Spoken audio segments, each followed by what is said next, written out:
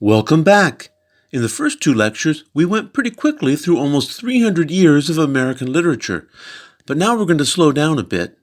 As we move on, there are more and more writings, so we have more to cover. We're gonna go even slower. The topics this time will be the characteristics of the Third Era and two notable writers of the time, Noah Webster and Washington Irving. The Third Era is called the literature of the New Republic, and it runs from 1776 to 1837. There are a few dates which are really important, and 1776 is one of them. That was The Civil War. No, it was the Declaration of Independence. And 1837, well, that is one we'll come back to a bit later. For right now, we just need to focus on the situation right after independence from Britain was first declared. Technically, political independence was achieved in 1783, but in reality, independence did not happen overnight. Britain was at war with Napoleon's France and needed sailors to work on their ships. They would stop American ships and take sailors off to work for the Royal Navy, refusing to recognize the sailors as Americans. Over 9,000 people ended up being kidnapped. To be fair, some really were British deserters. But combine this with a British embargo against U.S. trade with France, British support for Indians hostile to the U.S., and an American desire to finish off the revolution by taking Canada, and the tensions led to war. The War of 1812 was not a great military success for the U.S., but Britain had other worries with Napoleon, and eventually peace was negotiated between the two countries. From this point on, a generation after the Revolution, the U.S. had political independence. But it took another generation after this for cultural independence to be achieved. For example, when a Scotsman said this in 1820, most Americans would have agreed with him. Culture came from Europe, not from America. There was some resistance to this idea in the aftermath of the American Revolution. Some people wanted to throw out not only the British, but their language as well. It was suggested that Latin or ancient Greek be made the national language. Obviously, such ideas were unrealistic and in the minority, but the fascination of that time with classical Greek culture can be seen in the architecture of the time as well.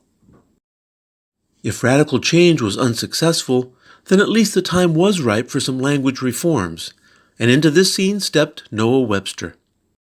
Born in 1758, Webster was a teacher and lawyer before turning to selling books. In the wake of the separation from Britain, he wrote first a spelling book, then a grammar, and finally a reader. Sales of these books supported him in his lifelong project of compiling an American English dictionary. To this day, Merriam-Webster dictionaries are the most influential dictionaries in the U.S. And they were also influential when they were first published. Along with his spellers, the books helped codify changes that we still see today, separating American from British spellings. Many of the differences were not Webster's own creations, and not all of them were accepted. But his speller did help standardize American spellings, and to some degree influence the differences to British English in pronunciation. His ideas were intended both to reform the language and to strengthen American pride and nationalism. Yet still, the idea that culture came from Europe was predominant in the new nation. So where did the sense of cultural inferiority come from?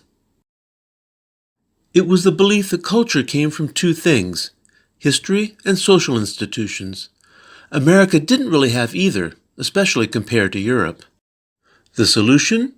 To import ideas from Europe, to place them in an American context, to mythologize the landscape, and to invent a history. Few tales illustrate this better than Washington Irving's Rip Van Winkle. Irving supposedly took the story from a German folktale, Peter Klaus, and simply transplanted it from Germany into the Catskill Mountains of New York. The thunder and lightning at the end of the story are ascribed to the legendary figures of Henry Hudson and his crew, still playing ninepins up in the Catskill Mountains. Thus, meaning is given to the landscape and the natural phenomena of this new land. If you look closely at the story itself, you'll see that it's a frame story. It is told by an amateur historian, Dietrich Knickerbocker, about a period in the U.S. before independence. The reference to the region's Dutch past is a clear attempt to establish a longer history for the country. The name itself lives on today as well, as a reference to people from Manhattan and as a name for New York's NBA team. Irving himself was born in the new country of the United States in 1783, but later spent some 17 years in Europe, working in Britain and Spain, and later traveling throughout the continent. One might think the story was about him coming back to the U.S. after being away so long, but in fact it was written early on during a stay in England, as was the short story The Legend of Sleepy Hollow, another good example of this strategy. The same pattern is visible here. A German folk tale is brought over and placed in a New World context.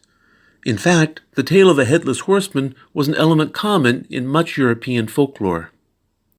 Again, the setting is an area along the Hudson River north of New York, and the time is the pre-revolutionary era when Dutch settlers predominate in the region. The 1999 film by Tim Burton does a good job of showing how a landscape can be mythologized. People of all cultures seem obsessed with giving the landscape they live in some mystical meaning. So there you have it, the literature of the New Republic from 1776 to 1837. It is a period when America gains its political independence, but retains Europe as its cultural and literary role model. So that's all we need to know? Well, not completely. Next time we're coming back to talk about some more writers from this era, and one writer who doesn't quite fit into any era. But we'll talk about that next time.